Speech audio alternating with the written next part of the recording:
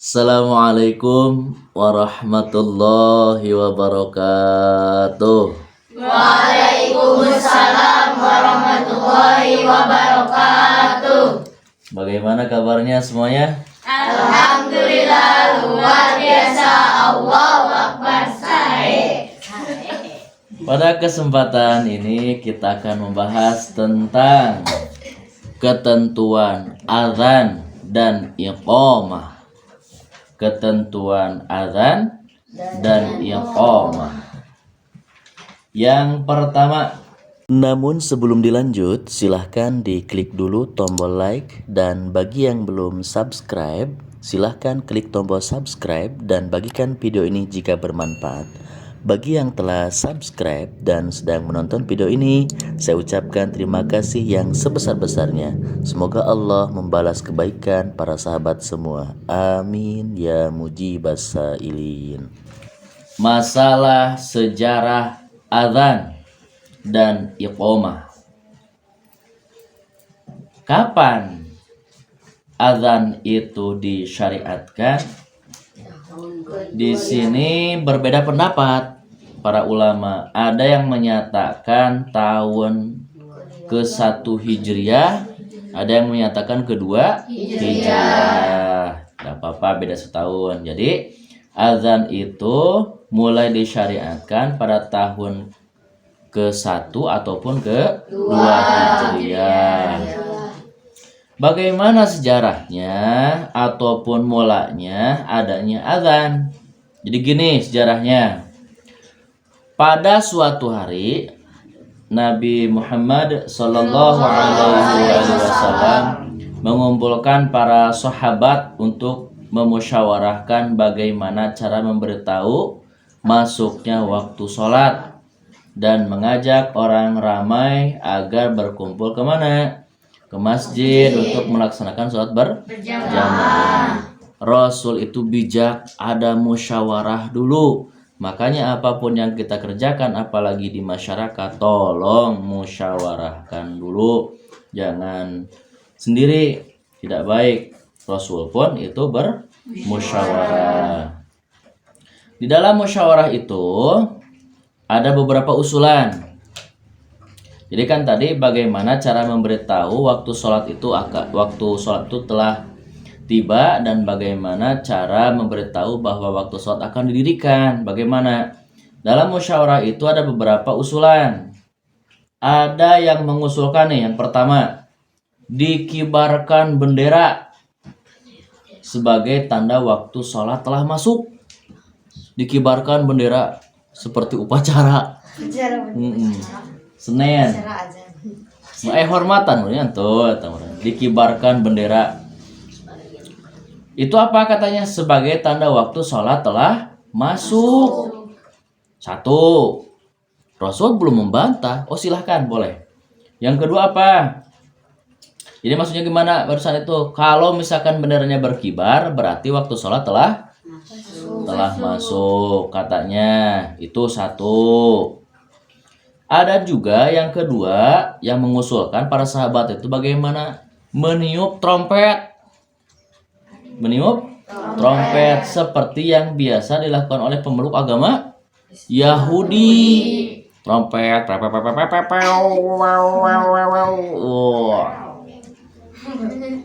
Makanya lihat di Israel pakai trompet yang besar.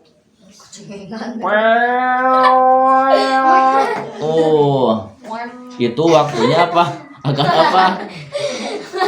Akan beribadah katanya. Itu diusulkan oleh sahabat. Rasul belum menyanggah. Silahkan dulu. Yang kedua boleh. Jadi yang pertama tadi usulannya mengibarkan bendera. Yang kedua meniup trompet. Nah, yang ketiga ada lagi para sahabat. Bagaimana ya Rasul kalau dibunyikan lonceng? Treng, treng, treng. Itu seperti yang dilakukan oleh siapa? Oleh umat Nasrani. Nasrani lonceng itu. Seperti yang di gereja-gereja Nah, itu pakai apa? Pakai lonceng. Nah, itu yang keberapa urusan? Yang ketiga, pakai lonceng. Treng, treng. Kalau dulu di sekolah ya waktu istirahat teng teng teng teng teng teng teng. Wah. Semangat. Ada juga sahabat yang menyarankan bahwa manakala waktu sholat telah tiba, bagaimana kalau dengan dinyalakan api? Jadi membakar yang namanya kayu bakar di atas bukit ataupun di atas yang lebih tinggi dari tempat masyarakat tersebut, dinyalakan api. Kalau misalkan ada asap terlihat oleh masyarakat dari jauh, berarti itu sholat telah masuk waktunya untuk sholat berjamaah. Itu Rasul gimana? Menerima semua usulan yang diajukan itu, tapi gimana? Rasul mengatakan itu menurut Rasul itu kurang bagus. Kenapa? Tadi bendera itu kurang bagus. Yang kedua, untuk masalah trompet seperti Yahudi, kalau lonceng seperti Nasrani, kalau api seperti Majusi. Kata Rasul untuk saat ini pakai lapal ini aja. Lapal apa? As-sholatu jami'ah. As-sholatu jami'ah. Jadi yang pertama itu digunakan as-sholatu jami'ah. Marilah sholat berjamaah. Itu yang pertama. Setelah itu gimana? Nah, di sini ada hadis Abu Dawud mengisahkan bahwa Abdullah bin Zaid berkata sebagai berikut. Gimana katanya? Ketika cara memanggil kaum muslimin untuk sholat dimusyawarahkan sama Rasul tadi, suatu malam dalam tidurku aku bermimpi. Aku melihat ada seseorang sedang menenteng sebuah lonceng. Aku dekati orang itu dan bertanya kepadanya, apakah ia bermaksud akan menjual lonceng itu? Jika memang begitu, aku memintanya untuk menjual kepadaku saja. Orang tersebut justru bertanya, untuk apa? Aku menjawabnya bahwa dengan membunyikan lonceng itu, kami dapat memanggil kaum muslim untuk menunaikan sholat. Orang itu berkata lagi, maukah kamu kuajari cara yang lebih baik? Dan aku menjawab, ya. Dan dia berkata lagi dengan suara yang amat lantang, gimana? Allahu Akbar, Allahu Akbar. Ashhadu an la ilaha illallah. Ashhadu anna Muhammadar Rasulullah. Hayya 'alas shalah. Hayya 'alas shalah. Hayya 'alal falah. Hayya 'alal falah. Allahu Akbar, Allahu Akbar. La ilaha illallah. Kalau misalkan dicepatkan seperti itu kata-katanya, yang seperti adzan biasa kata-katanya. Salah laki-laki yang membawa lonceng itu melafalkan adzan, kalau dikatakan Allahu Akbar, Allah, ya, sampai terakhir. Setelah lelaki yang membawa lonceng itu melafalkan adzan, dia diam sejenak lalu berkata, kau katakan jika sholat akan didirikan. Yang namanya azan itu memberitahukan bahwa waktu sholat telah tiba, telah datang. Sedangkan iqomah itu waktu sholat akan didirikan. Beda. Lelaki tersebut mengatakan, Allahu Akbar, Allahu Akbar. Ashhadu an la ilaha illallah. Ashhadu anna Muhammadar Rasulullah. Hayya 'alas shalah. Hayya 'alal falah. Qad qamatis shalah. Qad qamatis shalah. Allahu Akbar, Allahu Akbar. La ilaha illallah. Itu lafal azan. Nanti ditulis di depan. Begitu subuh, aku, kata siapa? Kata Abdullah bin Zaid, mendatangi Rasulullah Shallallahu Alaihi Wasallam. Kemudian ku beritahu beliau apa yang ku mimpikan. Beliau pun bersabda, sesungguhnya itu adalah mimpi yang benar. Insya Allah, bangkitlah bersama siapa? Bilal. Dan ajarkanlah kepadanya apa yang kau mimpikan agar diadzankannya atau diserukannya. Jadi yang pertama adzan itu siapa? Bilal bin Rabah. Karena sesungguhnya suaranya lebih lantang darimu. Siapa? Bilal. Jadi Bilal itu suaranya lantang, merdu, jelas artikulasinya itu adalah Bilal. Lalu aku ajarkan kepada Bilal tersebut dan Bilal langsung menadzankannya. Ia berkata hal tersebut terdengar oleh Umar bin Khattab. Ataupun sahabat Umar bin Khattab ketika beliau berada di rumahnya. Kemudian beliau keluar dengan selendangnya dan menceritakan kembali kepada Rasulullah SAW bahwa beliau pun bermimpi seperti itu. Kata Sayyidina Umar. Katanya gimana? Demi zat yang telah mengutusmu wahai Rasul, sungguh aku telah memimpikan apa yang dimimpikan Abdullah bin Zaid. Rasulullah bersabda, maka bagi Allah lah segala puji. Itu sejarah tentang azan dan iqomah. Satu itu. Yang keduanya masalah pengertian. Apa itu azan? Adzan secara bahasa berarti pemberitahuan atau seruan. Sebagaimana firman Allah Subhanahu wa taala dalam surah At-Taubah ayat 3.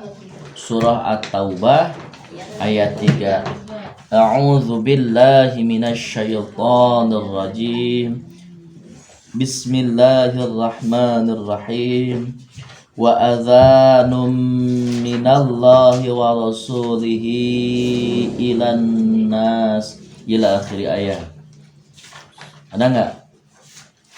Dan ini adalah seruan dari Allah dan Rasulnya kepada umat manusia. Surah ke-9 At-Taubah itu.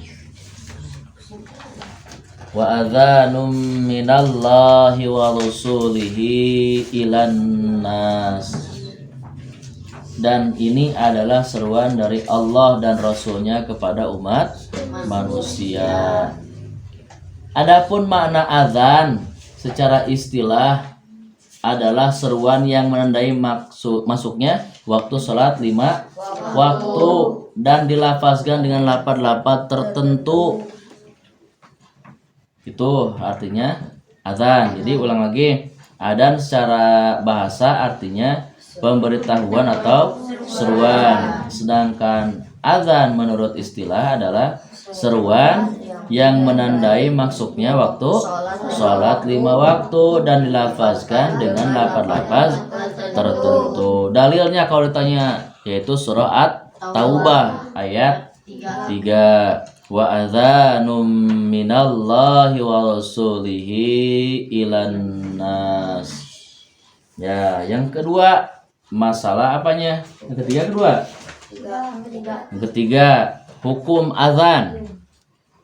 Ulama berbeda pendapat tentang hukum azan. Sebagian ulama mengatakan bahwa hukum azan adalah sunnah muakkad. Namun pendapat yang lebih kuat adalah yang mengatakan bahwa hukum azan adalah fardu kifayah. Adalah sunnah muakkad atau fardu kifayah? Fardu kifayah. Akan tetapi perlu diingat hukum ini hanya berlaku bagi siapa? Laki-laki. Wanita tidak diwajibkan ataupun disunahkan untuk melakukan azan. Tapi nanti ada berbeda pendapat dengan madhab yang lain. Tapi lebih bagus itu dikumandangkan oleh siapa? Oleh laki-laki. Nah, tadi di awal azan dimulai disyariatkan pada tahun pertama. Ada yang menyebutkan tahun kedua. Azan yang dikumandangkan oleh muadzin haruslah terdengar oleh orang yang tidak berada di tempat yang muadzin melakukan adzan. Jadi harus apa? Harus kencang, harus terdengar oleh orang lain.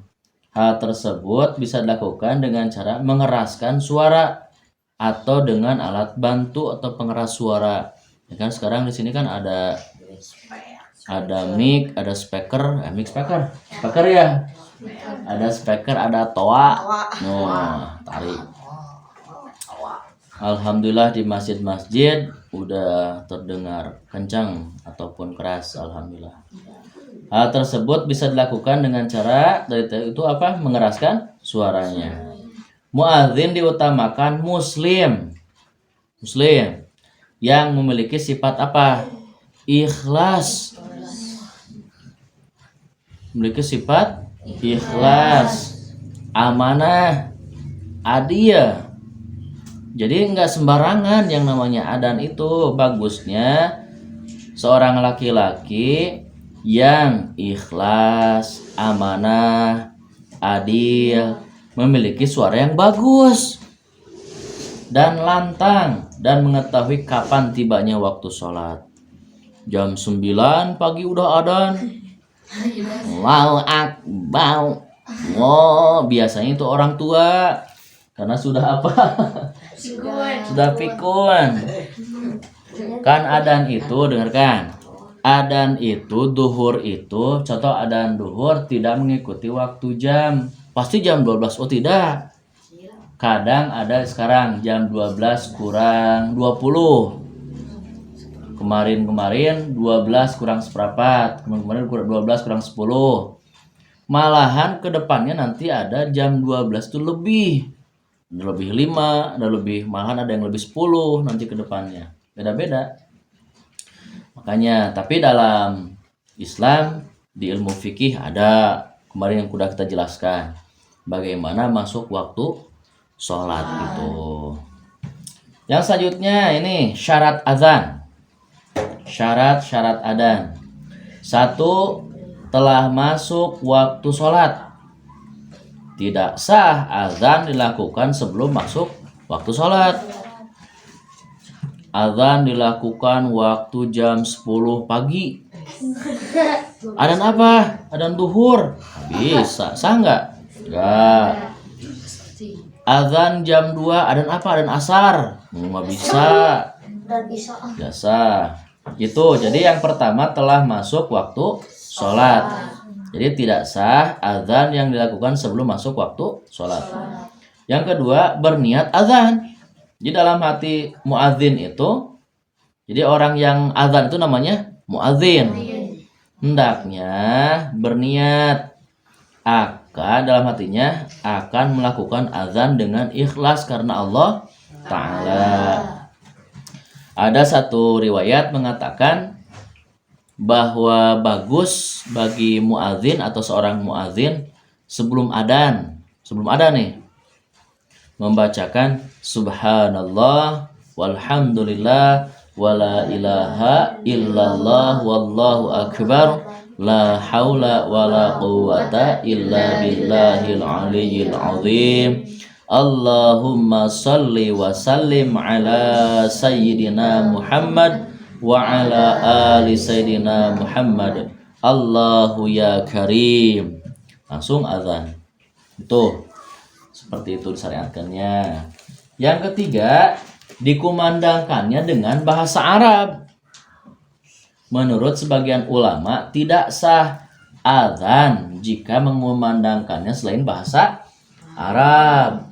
Nah, di antara ulama yang berpendapat demikian adalah ulama mazhab Hanafi, madhab Hambali, dan madhab Syafi'i. Misalkan ada yang adzan gini, Allah maha besar, Allah maha besar. Jangan, harus dengan bahasa Arab. Dari timur sampai barat, dari selatan sampai utara, semuanya pun adzan itu tidak bisa diganti. Tetap aja Allahu Akbar. Nah, tetap tidak bisa. Kau coba Sunda, Allah anu agung, mana gitu. Aduh, tetap bahasa Arab. Dan adzan itu tidak bisa diganti dengan Allahu Rahman. Tidak bisa, harus dengan Allahu akbar. Meskipun Allah mempunyai asmaul husna 99 ataupun yang mengatakan lebih, tidak bisa. Allahul Malik, Allahul Qudus. Misalkan Jumat sekarang diganti dengan Allahul Jabbar. Allahul Jabbar, Allahul Jabbar. Tidak bisa, tetap aja Allahu Akbar. Meskipun Allah mempunyai banyak yang namanya nama-nama terbaik, yaitu Asmaul Husna. Yang keempat, tidak ada lahan, yakni terbebas dari kesalahan-kesalahan pengucapan yang bisa merubah apanya? Merubah makna azan. Lafaz-lafaz azan harus diucapkan dengan jelas dan benar. Oke, nanti kita lihat di board, nanti kita akan tuliskan bagaimana cara melafalkan azan yang baik itu. Jadi jangan sembarangan. Jadi kalau bisa jangan anak-anak dan jangan orang tua yang udah lanjut. Dia harus yang masih seger gitu ya. Yang masih jelas artikulasinya. Kalau anak kecil kan adanya, aduh, genahan, lau akbai. Kalau yang orang tua karena giginya udah tidak ada, mau akbau, bo akbar, ada lagi. Nah, makanya kalian harus belajar dari sekarang biar adan di masjid itu enak banget. Siapa tuh yang adan? Itu Ustadz Hadi Nasution. Wih. Yang adan siapa itu? Muhammad Erpan Jalaluddin Asuyuti. Wah. Gagah. Muhammad Ikhwan bin The Best. Waduh. Dan bagus. Yang keberapa? Kelima, teruskan lafaz-lafaz diucapkan sesuai urutan seperti dalam hadis yang sahih. Adan itu harus berurutan. Allahu akbar, Allahu akbar. Adan kan itunya? Jangan hayyalan falah. Langsung tapi kemana? Asyhadu alla ilaha illallah. Terus?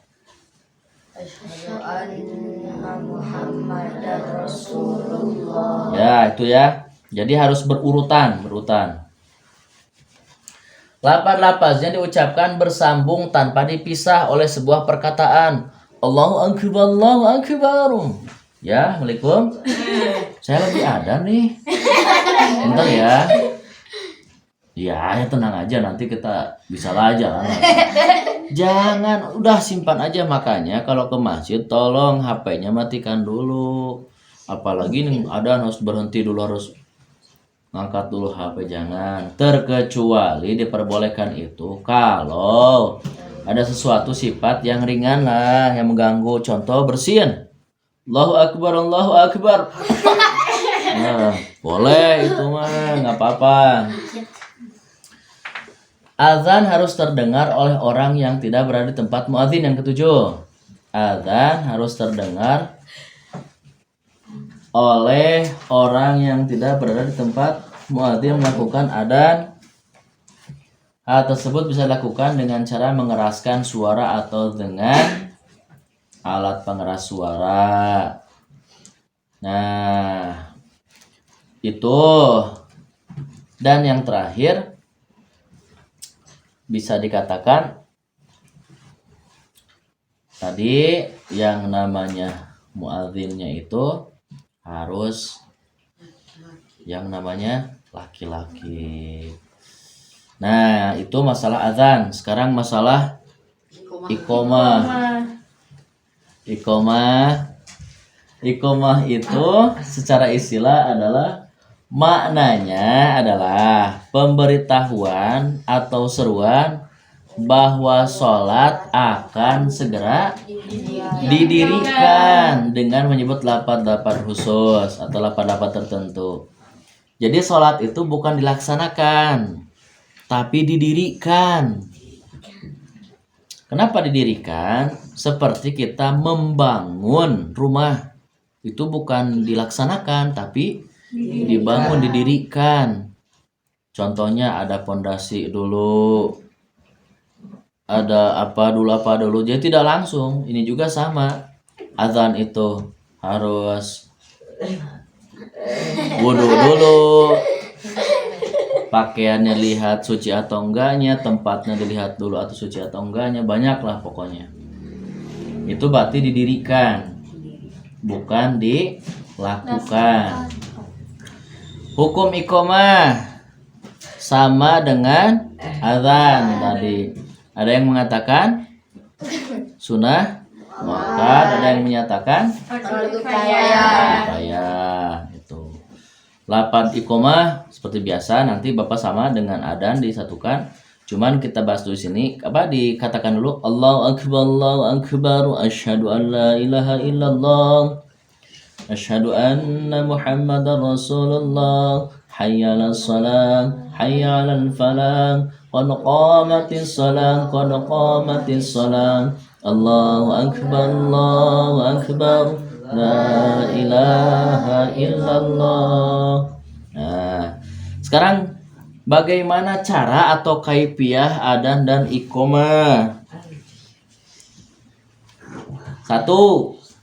Adzan dan iqomah dalam keadaan suci. Jadi tolong ketika adzan itu apa dulu? Wudu dulu. Ini di madrasah lagi bermain. Belum adzan, belum adzan. Belum wudu, terus bajunya juga kotor, malah takutnya ada najis, langsung adzan nggak boleh. Udah beres adzan baru apa? Baru wudu, nggak boleh, itu nggak bagus itu. Apa dulu? Wudu dulu. Di dalam keadaan suci. Itu kaifiahnya. Yang kedua, azan dan iqomah dalam keadaan berdiri. Jangan duduk. Jangan duduk di kursi, apalagi menggoler gitu ya. Menggoler itu apa? Rebahan. Sambil apa lagi? Sambil ngopi. Oh, jangan. Itu ya. Itu 2, adzan dan iqomah dalam keadaan berdiri. Yang ketiga, menghadap kiblat. Jangan membelakangi kiblat. Yang keempat, kaifiahnya itu memasukkan jari ke dalam telinga ketika azan atau menutup dengan telapak tangan boleh. Di sini juga atau gini boleh. Kenapa telinga ketika azan itu ditutup? Kenapa? Supaya keluar suaranya itu nyaring. Kalau kita ngomong tutup aja ini, terasa kecil padahal kenceng. Jadi jangan kayak gini, Allahu akbar. Itu somse ya namanya. Tapi ini di sini biasa. Terus yang kelima, menyambung tiap dua takbir. Tadi jangan Allahu akbar, Allahu akbar, Allahu akbar, Allahu akbar. Jangan gitu.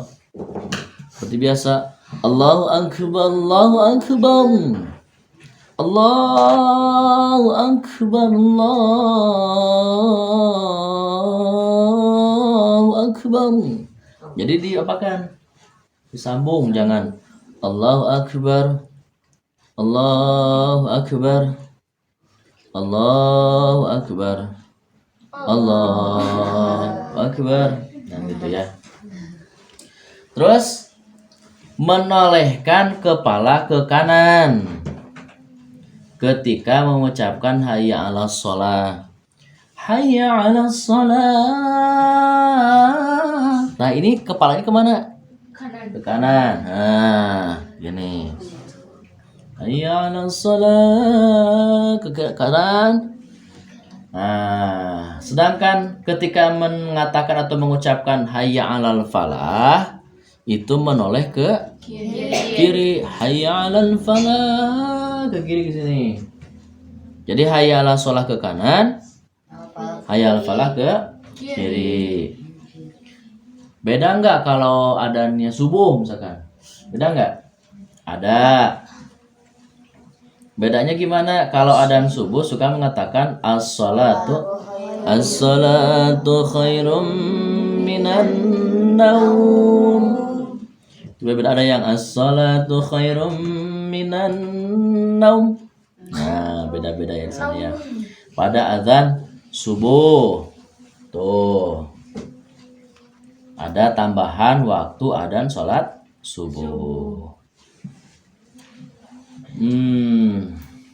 Sekarang masalah perbedaan adzan dan iqomah. Perbedaan adzan dan iqomah.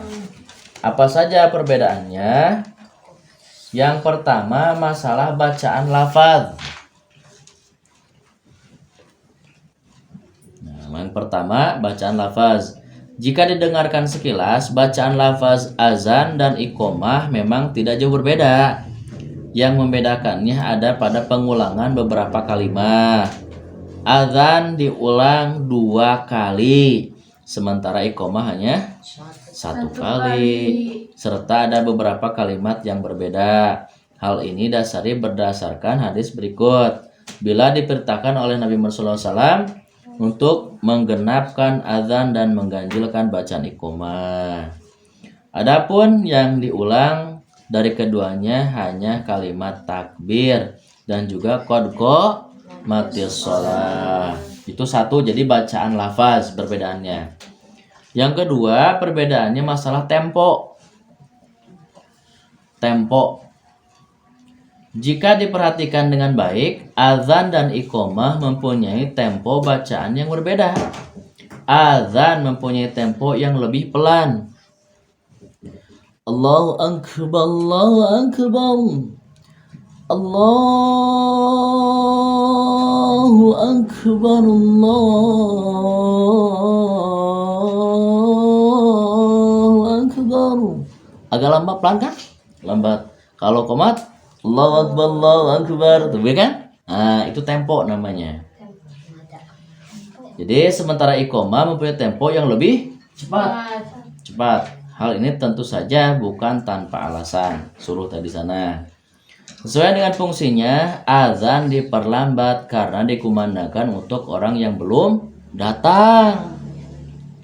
Jadi memberikan waktu kepada orang yang belum datang untuk bersama-sama sholat berjamaah.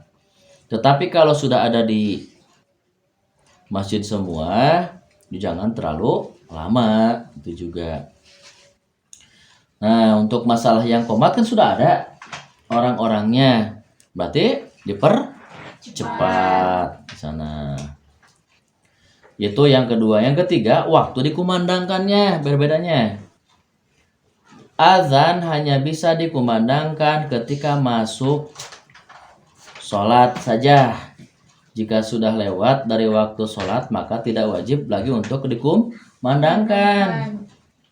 Misalkan adzan sekarang jam 12 kurang 20. Ya itu, jam 12 kurang 20. Jam 2 adzan, jangan. Udahlah, gak usah. Tapi qomat, setiap kita mau sholat, boleh. Sendiri pun kata sebagian ulama mengatakan meskipun sendiri itu nggak apa-apa qomat. Kita misalkan sama teman berdua qomat. Bagusnya qomat. Mau sholat sama teman bertiga qomat dulu bagusnya. Jadi waktu dikumandangkannya di sini kalau azan dikumandangkannya ketika masuk sholat saja. Jika sudah lewat dari waktu sholat maka tidak wajib lagi untuk dikumandangkan. Sementara iqomah dapat dikumandangkan meski sudah lewat dari waktu sholat. Tadi itu misalnya Anda dan rekan Anda setelah sholat zuhur berjamaah, kan mestinya itu jam 12-an perkiraan, tetapi melakukannya jam 1 karena sedang ada urusan. Dalam kasus ini Anda dan teman Anda jika ingin melakukan sholat berjamaah tidak perlu apa lagi? Adzan, namun tetap harus menggunakan iqomah. Ngertos tak? Nah, maksudnya seperti itu yang biasa kita dengarkan untuk masalah itu ya. Yang selanjutnya ini masalah kandungan. Kandungan apanya? Kandungan lafadz azan. Kandungan lafadz azan ini luar biasa bagusnya. Kandungan lafadz azan dan iqomah mencakup kandungan akidah seorang muslim. Ini masalah akidah loh. Sehingga Imam Al-Qadhi berpendapat, ketahuilah bahwa azan adalah kalimat yang berisi akidah iman yang mencakup jenis-jenisnya. Yang pertama, menetapkan zat dan yang seharusnya dimiliki zat Allah dari kesempurnaan dan pensucian dari lawan kesempurnaan. Dan itu terkandung pada ucapan Allahu Akbar. Lafaz ini walaupun sangat ringkas, namun sudah menjelaskan apa yang telah kami sebutkan. Nah, di sini. Jadi, yang namanya lafaz Allahu Akbar bisa dikatakan itu adalah akidah. Akidah seorang muslim di sini. Kemudian yang kedua berarti kalimatnya gimana? Asyhadu alla ilaha illallah. Menegaskan keesaan Allah dan penolakan sekutu yang mustahil ada baginya. Ini merupakan dasar dan tonggak iman dan tauhid yang didahulukan ada di atas segala tugas agama lainnya. Kan tadi disebutkan asyhadu alla ilaha illallah. Artinya apa? Aku bersaksi bahwa tiada Tuhan selain Allah. Yang ketiga, asyhadu anna Muhammadar Rasulullah. Berarti apa? Penegasan, penetapan kenabian dan persaksian akan kenabian risalah Rasulullah. Nah, sallallahu alaihi wasallam itu adalah nabi dan rasul kita. Dan ini merupakan kaidah agung ya di sana. Terus apa? Hayya 'alas shalah. Berarti ajakan untuk apa? Untuk beribadah, untuk sholat. Untuk beribadah, untuk sholat. Terus hayya 'alal falah itu mengajak kepada kemenangan, yaitu kekal di dalam kenikmatan yang abadi. Di sini hayya 'alal falah. Makanya tadi hayya 'alal shalah itu disunahkan menengok ke sebelah kanan, hayya 'alal falah ke kiri itu. Terus apalagi di sini diulang lagi yang namanya Allahu Akbar, itu akidah lagi diulang-ulang. La ilaha illallah pun sama, la ilaha illallah tiada Tuhan selain Allah. Itu bisa dikatakan kandungan lafaz azan dan iqomah. Jadi ini sedikit saja. Nanti di depan kita lihat bagaimana lafaz adzan tersebut.